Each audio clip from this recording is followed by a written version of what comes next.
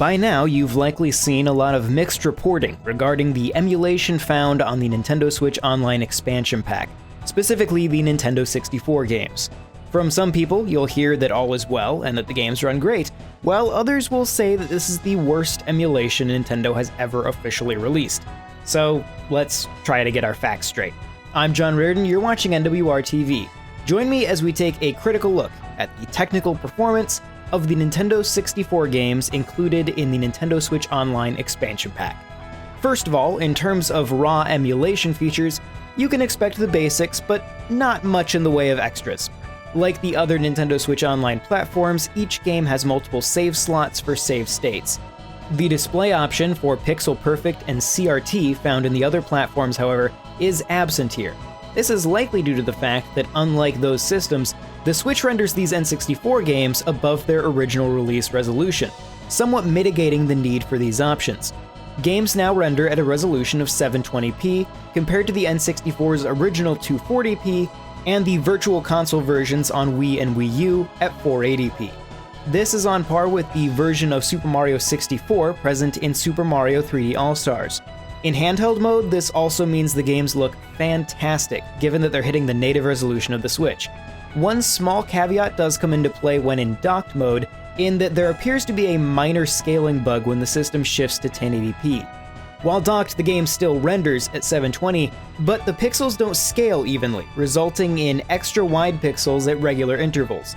It isn't a huge issue, and many people probably won't even notice it, but it does, in my opinion, cause the games to look less crisp than they could. All of the games included do support online multiplayer, which for us has worked perfectly fine in testing, and it appears that issues really only crop up on slower internet connections. Consistent with the other Nintendo Switch Online platforms, controls cannot currently be remapped. It's not a surprise, but it is still a step down from the Wii U Virtual Console in that regard. But once again, not something we were really expecting. All games, with one exception, map the C buttons to the right stick. The face buttons, meanwhile, can be used for A and B, along with left C and down C. If ZR is held down, it serves as a toggle to temporarily cause the face buttons to serve as the 4 C buttons. Oddly, in Sin and Punishment, the right stick simply duplicates the primary analog stick already assigned to the left stick. Meanwhile, X and Y now serve as left and right C buttons, which in Sin and Punishment controls player movement across the screen. ZR can now also be used to fire, but still serves as a C button toggle as well, making it difficult to fire and move at the same time if you're using those buttons. I've personally found it easier to play using the D-pad to move your character and using the right analog stick to aim. You can fire using ZL and jump with RB. Ultimately, the game plays perfectly fine either way, but it is odd that the control layout has been altered. Much has been made of input latency issues within the emulation. In other words, the time between when you press a button and when the character moves on the screen. It is important to remember, however, before we get into these numbers, that input latency involves a wide range of factors, including control type, that controller's connection type to the system's connection to the display, in the case of docked play, and the display itself. It's hugely subjective and difficult to test with nothing but a camera. All that being said, the Nintendo Switch games on average seem to exhibit roughly 3, maybe 4 frames of input latency. Of course, we should remember that these games generally operate at 30 frames per second, meaning that there is roughly 1/10 of a second between when you push a button and when you see that action on screen. Once again, this may change depending on your exact setup. Every person is sensitive to input latency to different degrees. For me, I really only noticed it during Ocarina of Time, but Xander Morningstar, who helped me record footage for this, said he also noticed it in Super Mario 64. But of course, based on your own sensitivities, your mileage in this regard will vary. The other thing to note at an overall emulation level is that while the emulator supports Rumble, which is wonderful, it does not support memory cards. This means that functions like Mario Kart 64's Ghost feature just don't work. Furthermore, Winback, which used a memory card to save progress rather than saving to the cartridge itself, requires the player to use the save state feature to preserve progress. It's likely that this is actually directly tied to the Rumble support, as when playing on an actual Nintendo 64, you would need to manually swap out your Rumble pack and your memory card from the controller. The emulator doesn't seem to currently be able to intelligently switch between the two. While it is somewhat understandable, a manual switch would have been extremely helpful. Now we get to the really interesting part. Most of the games thus far run exactly as you'd expect. However, there are two games that I want to specifically highlight because of what a wildly different picture they paint for this emulator: The Legend of Zelda: Ocarina of Time and Star Fox 64. If you've been following the discourse surrounding these releases, you've likely already heard about Ocarina of Time's issues, but you probably haven't heard much about Star Fox 64 simply because, well, negativity sells better.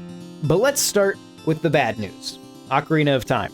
This less than perfect release seems to carry with it a lot of baggage from the Wii U Virtual Console release, though luckily not all of it. It looks significantly sharper, and the darker filter placed on Wii U Virtual Console games is no longer present. At a glance, this is a much better looking version. However, like the Wii U version, it has an issue with material properties.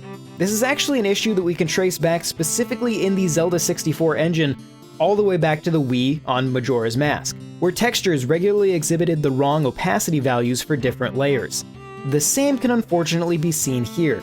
As documented by Ocarina of Time speedrunner ZFG, the water seen in the Dark Link mini-boss room does not exhibit the correct opacity, defeating the cool reflection effect normally seen in this room. In fact, it almost looks as if it's the entirely wrong texture, much like the Wii U version. Another texture issue pointed out by ZFG can be seen here in the Fire Temple, where Link's gauntlets turn blue for no apparent reason. While not an identical error, this likely springs from the same core issue as the aforementioned water. Of course, the other major visual bug comes in the distance fog effect.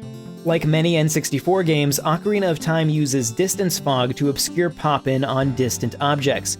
It's generally so well implemented that it's become a staple of Ocarina's visual identity, and there's something off about the fog in the Switch version.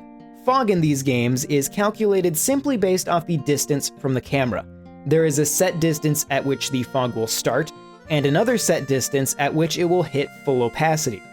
It appears that the distance between these points has somehow become wider, causing the fog to start early, but rarely hit its intended opacity by the time it reaches the edge of the scene. As a result, many areas simply take on a light hue from the fog, but distant objects don't fade into the skybox as they should. With this in mind, there may be other visual bugs that haven't yet been documented, but it is important to point out that thus far, that's all they are. These bugs don't affect actual playability, but they do significantly hurt the presentation of the game. Now, on the other side of the coin, we have Star Fox 64. This game seems pretty simple, but it has been a consistent emulation problem for Nintendo ever since the Wii. In fact, outside of the excellent 3DS remake, there has never been a truly great re-release of Star Fox 64. On Wii, it exhibited noticeable slowdown even in places where slowdown was not present in the original N64 game. Alpha transparencies were also displayed at the wrong opacity, which may sound familiar to what we were just talking about with Zelda. On Wii U, the game got a significant performance boost, but as a result, broke some of the game's internal logic, causing entire button presses to regularly be lost when playing, not to mention the Wii U Virtual Console's poor analog stick mapping, and of course the notorious dark filter. But on Switch, Star Fox 64 seems to address every visual and performance bug of both of these versions. The game runs better than it ever has without any game logic ramifications. Textures are displayed correctly and at the right opacity. Also, the fog works perfectly fine. This is honestly the best non-remake release this game has ever had.